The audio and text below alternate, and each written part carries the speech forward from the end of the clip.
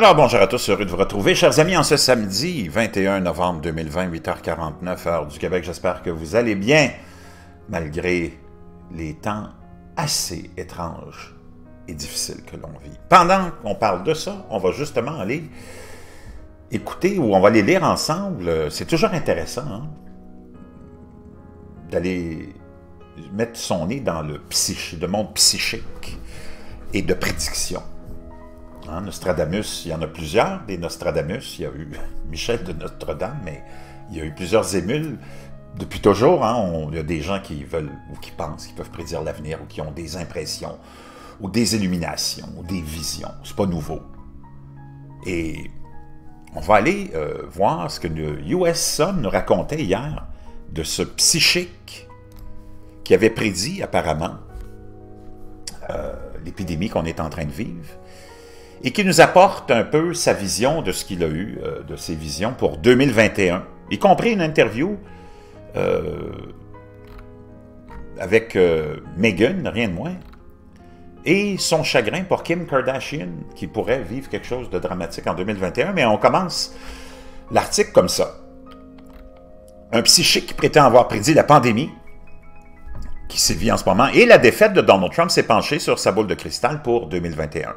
Le sud-londonien Nicolas Odjoula, 35 ans, a évoqué en 2018 une catastrophe de grippe dominant le monde, une vision qui, selon lui, annonçait désormais la fameuse épidémie qu'on est en train de vivre en ce moment.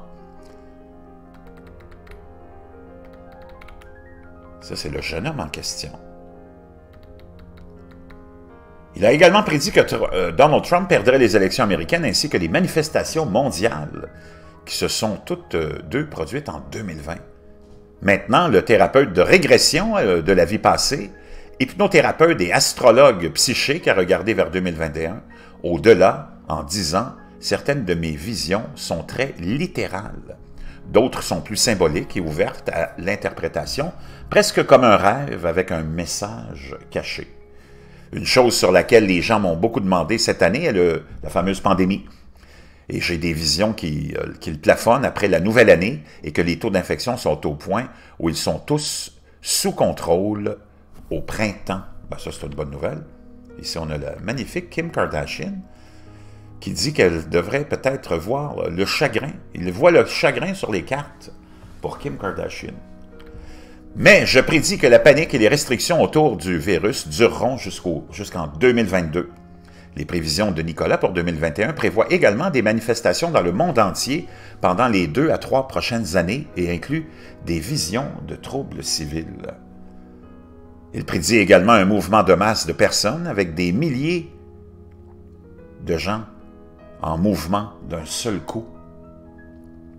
Je ne vois pas des gens déménager quelque part pour une vie meilleure.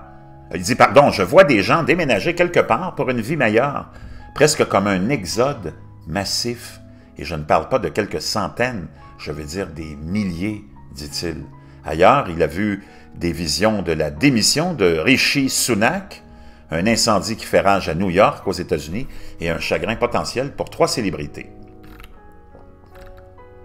Je n'arrête pas de recevoir les mots Tom Cruise et cœur, dit-il, peut-être que c'est littéralement ce qu'il sera mal avec un problème cardiaque, ou peut-être que c'est métaphorique et qu'il traversera une rupture ou quelque chose comme ça. Je vois aussi un chagrin romantique pour Natalie Portman et Kim Kardashian. Qui sait, peut-être qu'elle se séparera de Kanye West. Parmi les visions les plus légères de Nicolas, citons Peter Andre relançant sa carrière musicale, un nouveau livre sur Harry Potter et un biscuit digestif devenant viral pour des raisons qui ne sont pas encore claires. Il voit également de grandes choses à l'horizon pour la famille royale. Il a poursuivi, j'ai des visions de Meghan apparaissant à l'écran quelque part, faisant une sorte d'interview pour tout dire, où elle révèle des secrets sur la famille royale. Et je vois aussi un autre bébé pour elle et Harry. Fait inquiétant, certaines des prédictions selon lesquelles il a des problèmes de sang et du chagrin dans l'année à venir.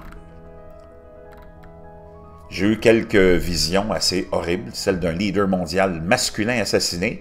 Je ne pouvais pas voir de qui il s'agissait, mais j'ai senti qu'il envoyait des ondes de choc à travers le monde. J'espère évidemment que cela ne se concrétisera pas, a-t-il déclaré. J'ai également eu la vision d'un sommet mondial en proie à un scandale sexuel et une montée de la politique d'extrême droite, en particulier dans le sud de l'Europe, au Moyen-Orient et en Afrique, et une éruption volcanique entraînant des changements climatiques majeurs. Et j'ai eu les mots grippe porcine et j'ai vu des images de panique massive. Je ne pense pas que ce sera un autre virus, mais je peux imaginer que la réaction sera alarmiste étant donné ce qui s'est passé cette année. Nicolas, qui croit être une reine égyptienne et un lion dans des vies antérieures, a d'abord pris conscience de ses talents psychiques lorsqu'il était enfant, mais a eu sa première expérience vraiment bouleversante à l'âge de 17 ans. Toujours incapable d'expliquer ce qui s'est passé, il a déclaré « J'ai vécu cette expérience presque hors du corps et j'ai pu voir plusieurs de mes vies passer. » Il n'y a aucune logique à cela, mais je savais que ce que je voyais, c'était moi dans une vie antérieure. J'ai eu des milliers de vies passées, j'ai été une reine égyptienne, une femme de chambre, une enseignante à la Révolution française, un cerf, un lion, j'ai même vécu dans une autre galaxie. Tellement inspiré par l'expérience qu'il a abandonné son projet d'étudier l'histoire et l'économie à l'université, Nicolas a plutôt suivi une formation de thérapeute en régression de la vie passée. Depuis, il a eu des visions régulières, dont certaines lui viennent à travers les rêves et d'autres qui frappent lorsqu'il est en déplacement. Et il pense que son don l'a aidé à prédire certains des événements les plus intéressants de ces derniers temps. Il a expliqué en 2018, le mot grippe me revenait sans cesse. Cela m'est resté à l'esprit, car ce n'est pas un mot que j'utilisais.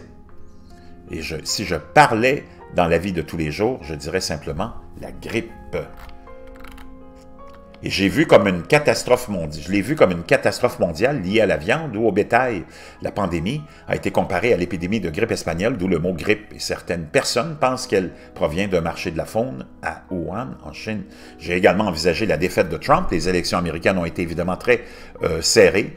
Donc, c'était surréaliste de voir ma vision se réaliser lorsque Joe Biden a finalement gagné l'élection. De plus, Nicolas estime qu'une vision qu'il avait en 2019 des manifestations mondiales est en partie liée au mouvement Black Lives Matter.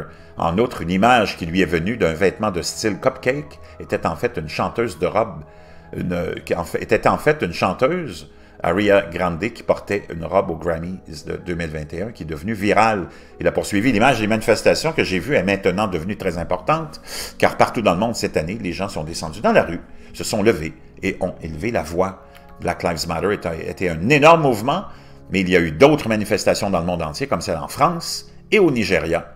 Une autre chose que j'ai vue avant 2020 était un hôpital en flammes. À l'époque, je pensais que cela signifierait peut-être un incendie, littéralement, mais maintenant, je pense que cela pourrait être symbolique de la façon dont les services de soins intensifs, entre autres, et d'urgence, des soins de santé dans le monde entier, ont été poussés à bout de souffle par le virus.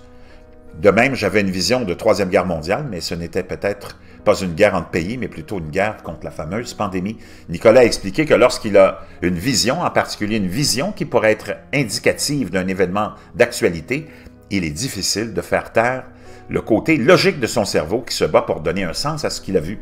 Malgré ses remarquables prédictions, il insiste sur le fait qu'il n'est pas spécial, au contraire, il croit que nous possédons tous les mêmes capacités, mais que le scepticisme nous empêche de leur faire confiance.